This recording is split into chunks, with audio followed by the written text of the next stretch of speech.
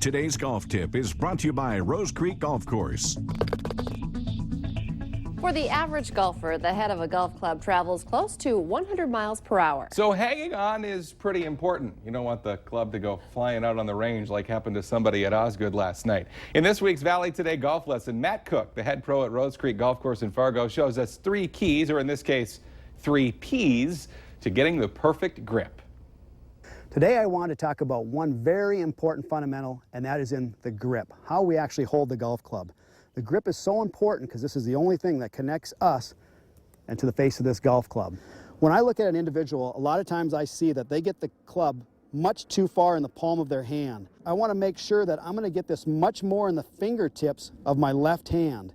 So as I get this in the fingertips and I move that hand on top of the golf club here, you're going to see now that for the right-handed player, my left thumb falls just off to the right of center, and I form this crease between the thumb and forefinger. And that's going to point up near my right shoulder. Now I want to come in with the right hand, and that also I want to have much more in the fingers, so as I slide that down the grip, and you can kind of see that I kind of take that heel pad right underneath your thumb here and set that right placed on top of your left thumb. The next thing I want to look at is placement of these hands. How far up and down the axis as far as on the grip where my hands are. Sometimes I'll see a person have their pinky finger of their left hand right at the bottom. And you're going to notice that my hand now extends beyond the grip cap here. That's going to cause us a little bit of loss of control. I want to make sure that I've probably got at least probably 3/4 of an inch to an inch underneath that grip cap of that left hand. And then I'm going to go ahead and place that right hand on. How we connect those hands, whether it's an overlap, an interlock, or just a 10-finger grip, is not nearly as important as just the positioning of these hands. Now, once I've got the positioning and the placement correct, I want to make sure that I have adequate pressure. So I want to be able a person to be able to grab that club quite firmly, that no one's going to take this away from me, but yet I want to be able to be where my wrists still feel relaxed and free, that I can kind of swing this club in tight little circles here. As long as I can continue to make sure and get my positioning and my placement and the pressure correct, I should have a much better chance to hit straighter shots. Matt and the other pros at Rose Creek offer personal and group lessons throughout the summer.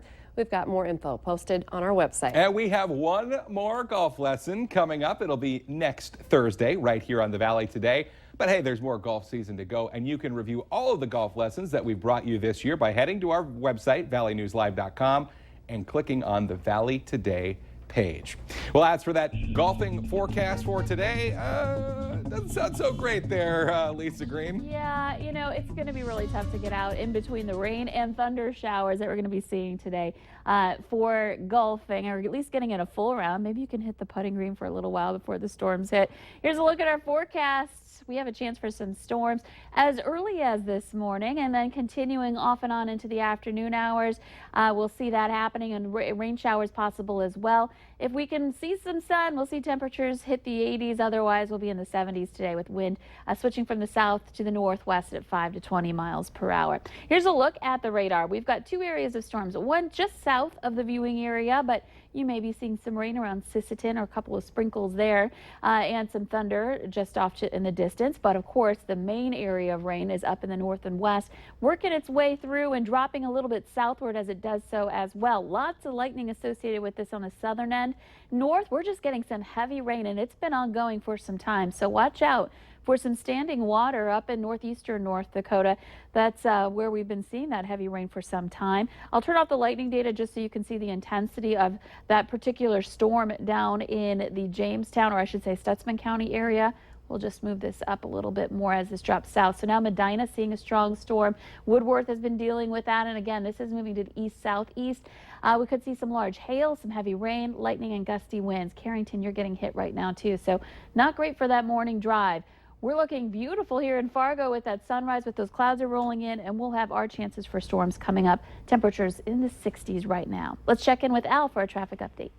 Police traffic seems to be flowing pretty well through the I-94 work zone in Moorhead. Quite a contrast to what we saw yesterday morning about a little bit before 8 or something like that, where traffic was just creeping along. But it's looking pretty good right now. 20th Street traffic fairly active at this hour, particularly for this time of day. Lots going on over here on 34th Street as well. Most of the traffic looks to be southbound headed towards the interstate. Overall, things looking pretty darn good over here. You're right about that sunrise. My goodness. We're going to check out Highway 10, check out downtown Moorhead, get back over to Fargo, see what's going on over there. All that stuff coming up in about 10 minutes or so. In Moorhead on 34th Street, Willamette Valley Today traffic.